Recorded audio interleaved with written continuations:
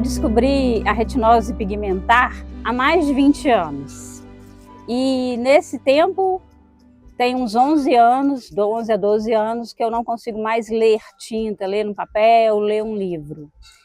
A retinose é uma doença que não tem cura, e ela não tem tratamento, e a visão vai acabando aos poucos. Então, por isso, eu vou passando por vários lutos durante a vida. Cada vez que eu sinto que eu perdi um pouco, tem um período de luto. Aí depois eu vou me adaptando e recomeço a vida de novo. E nesse período eu fiz muita coisa.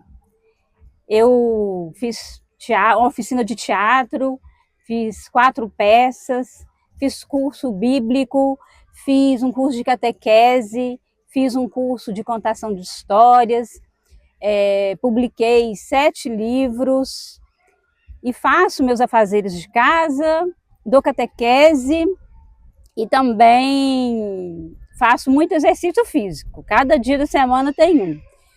Natação, ginástica, musculação e tudo isso para ficar bem. E eu não estou contando tudo isso aqui para me enaltecer. Eu estou colocando para que as pessoas que estão vivendo dores e limitações, como eu vivo todos os dias, saiba que é possível viver, é possível lutar, é possível ser feliz. Levava uma vida frenética no auge da minha carreira profissional, trabalhando em 3 escolas, mais aula particular. Aos 37 anos, decidi mudar de vida, praticar atividades físicas e viajar. Viajar mais? Claro, eu adoro viajar. Entrei na academia e conheci a corrida. Principalmente com os resultados de peso, né, que a gente vai perdendo bastante com a corrida. E comecei a praticar a corrida e notei na corrida que minha perna direita não funcionava muito bem e nem meu braço direito também funcionava muito bem. E aí comecei a me questionar e procurar o diagnóstico. O que estava acontecendo? O que era necessário fazer para o meu braço direito voltar a funcionar, meu lado direito voltar a funcionar bem? E aí a gente percebe o quanto é doloroso psicologicamente um diagnóstico. Ortopedista, neurologista, de novo ortopedista, neurocirurgião, de novo neurologista, 6 meses de diagnóstico, de procura de diagnóstico, até chegar ao diagnóstico final. Parkinson, aos 38 anos. Meu mundo desmoronou. Só pensava em 2 palavras: irreversível e incurável. Virei para o doutor e falei com ele: impossível, doutor. Parkinson aos 38 anos? É muito precoce. A resposta dele foi seca. Precoce é com menos de 20 anos. As 2 palavras atormentavam minha vida. Incurável e irreversível. A ideia de gravar esse vídeo é para que, a partir da minha vida, das minhas lutas, das minhas vitórias, né, outras pessoas se vejam em mim, se inspirem, ganhem força para lutar, porque no Brasil a gente tem 18 milhões de pessoas com deficiência, sendo a maior parte deficiente visual, são 6 milhões e meio. Aqui em Raul Soares, nós temos aí quase 1.000 pessoas com deficiência, no geral, e 125 pessoas com deficiência visual. E onde estão essas pessoas? Elas estão escondidas, elas são invisíveis para a sociedade. E também a gente precisa lembrar das pessoas idosas. O país está ficando mais velho, a nossa cidade está ficando mais velha, e tudo que for para melhorar para uma pessoa com deficiência, vai melhorar também para as pessoas que têm limitações com a idade. Então a gente precisa unir forças e ajudar a todos. A ideia de gravar esse vídeo começou no teatro, quando a gente fazia em 2023. Conhecendo as nossas limitações, discutindo isso, nós começamos a perceber a necessidade de falar para as outras pessoas como é o nosso cotidiano, para que a gente possa servir de exemplo, não para nos enaltecer, para nos engrandecer, mas como exemplo de vivência, de que é possível ter uma vida saudável, é possível ter uma vida boa, mesmo com as nossas limitações. Não sou o único parkinsoniano. Tem outros e também haverá ainda outros pela frente. Já fui procurado por algumas pessoas que foram diagnosticadas depois de mim e pude ajudá-las, mostrar para elas que o mundo não acabou. Como naquele momento que eu recebi o diagnóstico, eu achei que meu mundo havia desmoronado, neste momento eu posso ajudar as pessoas, mostrar para elas que o mundo não desmorona, abre uma nova porta, abre um novo caminho para a gente continuar a viver e seguir a nossa vida. Aceitar a bengala foi um processo, e foi um processo longo.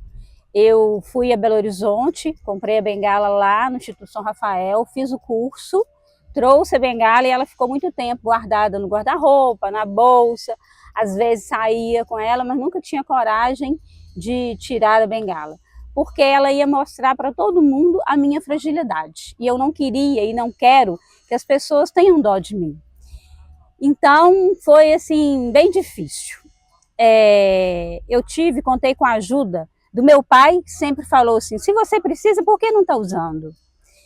Da psicóloga Anne, que me deu o apoio para tirá-la da bolsa, e dos grupos do WhatsApp, onde eu pertenço a vários grupos com amigos com deficiência e que já viviam esse processo antes. Então a experiência deles serviu de apoio para eu superar as minhas dificuldades. A bengala hoje é meu porto seguro. Ela enxerga muito. Ela percebe os buracos, as descidas, as subidas, os obstáculos que tem pelos passeios afora. E ela também serve de crachá, porque eu precisava explicar a todo mundo por que eu não sabia da cor, por que eu não via fulano, ciclano, né? E aí, com a bengala, as explicações diminuem. Então, hoje eu estou muito feliz com a minha bengala, prefiro andar com ela, porque elas são os meus olhos verdes. Aceitar o diagnóstico de Parkinson foi complicado e doloroso. Eu só pensava em duas palavras: incurável e irreversível. Mas a gente vai vendo que o tempo vai passando e a gente vai digerindo as informações e começa a aceitar. E a gente percebe também, conhece outras pessoas que passam pelo mesmo problema, e a gente vai vendo que a vida não é tão ruim, o mundo não acabou totalmente. Como eu falei, a gente abre uma janela, abre um outro caminho, trilha um outro caminho. Então, aquilo que me atormentava, as duas palavras incurável e irreversível, ainda me atormentam, mas hoje bem menos. A adaptação, no princípio, quando eu descobri a retinose, eu sempre gosto muito de lutar, né? Eu nunca desisto. Então eu pensei assim, já que eu vou ficar cega, então eu vou aprender tudo que eu tenho que aprender de uma vez, para quando chegar a hora eu já estar sabendo. E me planejei que eu ia ficar 1 mês em Belo Horizonte, fazendo todos os cursos possíveis. E o médico falou comigo isso também. Só que quando eu cheguei em casa, eu tinha 2 crianças pequenas, eu tinha um marido, eu tinha uma família que a vida dele seguia normal, só a minha tinha mudado.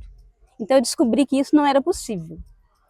E aí a adaptação foi também aos poucos. Existem vários cursos que eu descobri, inclusive para pessoas idosas, que se chama AVD, Atividade da Vida Diária, AVA, Atividades para a Vida Autônoma, e AVP, Atividades para a Vida Prática. Então a gente vai aprendendo de forma adaptada a fazer de tudo. A fazer um crochê, a cozinhar, a bordar, a fazer maquiagem, a fazer todos os afazeres da casa, e tudo isso é possível. E hoje ainda temos tecnologia, muita tecnologia que nos ajuda muito. O celular, as adaptações, muito aplicativo. Então, assim, tornou a vida, principalmente das pessoas com deficiência visual, muito mais fácil.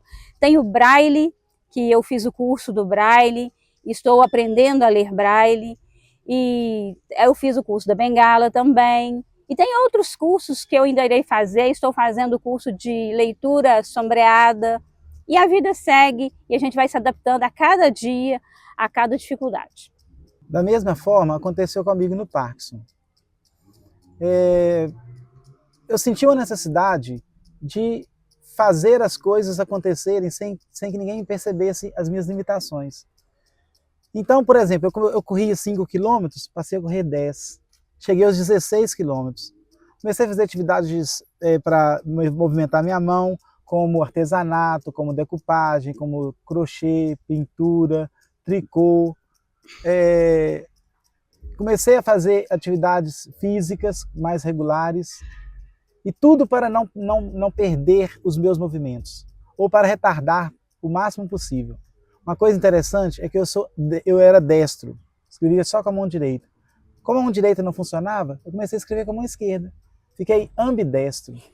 Aí era até engraçado que os alunos conversando aqui, passando o quadro, os alunos perguntavam assim: uai, professor, você escreve com a mão esquerda? Você é canhoto? Eu falava: não, eu escrevo com as duas, sou ambidestro. Ainda tirava um sarro, né? Então, contar uma história divertida da minha situação engraçada. Eu tenho a impressão que a minha vida sempre foi remar contra a maré, subir a correnteza, porque eu sempre fui diferente de todo mundo. Com a doença, isso realçou muito, né, essa diferença. Então, para cozinhar, que as pessoas acham, né, que eu não posso cozinhar, é o que eu faço mais fácil, mais tranquilo. Preciso ficar sozinha, não pode ter ninguém do lado, porque as pessoas acabam me atrapalhando. Uso muito as mãos, vou fazendo tudo antes, picando, e vou passando a mão, que ali eu sinto que onde tem casca, onde não tem casca. Através das mãos eu sei se tem alguma coisa no fogão, eu sei se o fogo está ligado, se não está, porque eu vou sentindo calor. Organizo tudo, preciso de tempo para fazer tudo ali, mas é muito tranquilo, é muito gostoso. Hoje, eu não gostava de fazer comida, hoje é o que eu mais gosto de fazer, é o almoço. Eu adoro cozinhar. Sei que a gente precisa de tempo. Como você também precisa de tempo, eu também preciso de tempo.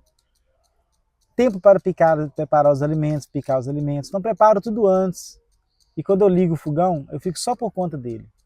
Porque eu sei que eu preciso de tempo para andar, para pegar as coisas. Então eu vou me permitindo ter mais tempo para fazer as coisas sem pressa. Porque se for fazer com pressa, aí realmente sai uma bagunça e aí não dá muito certo não. Uma coisa muito importante, não só dentro de casa, mas dentro de casa no meu dia a dia, é regra não mudar nada de lugar. Eu fico muito nervosa porque eu não acho. Cada coisa tem que ter seu lugar e as portas precisam ficar abertas, encostadas bem na parede, porque senão eu vou ter um braço roxo, vou ter uma perna roxa. Eu faço natação, é um esporte que eu gosto muito e é um esporte individual, então que me ajuda. Não tem muita adaptação, né? No princípio, eu entortava muito na piscina, saía da minha raia e ia para as outras. Hoje, isso é menos. A única adaptação que eu preciso é ficar mais próximo à parede, porque eu vou sentindo onde estou e se distanciar eu tenho como voltar. Mas no mais é uma delícia.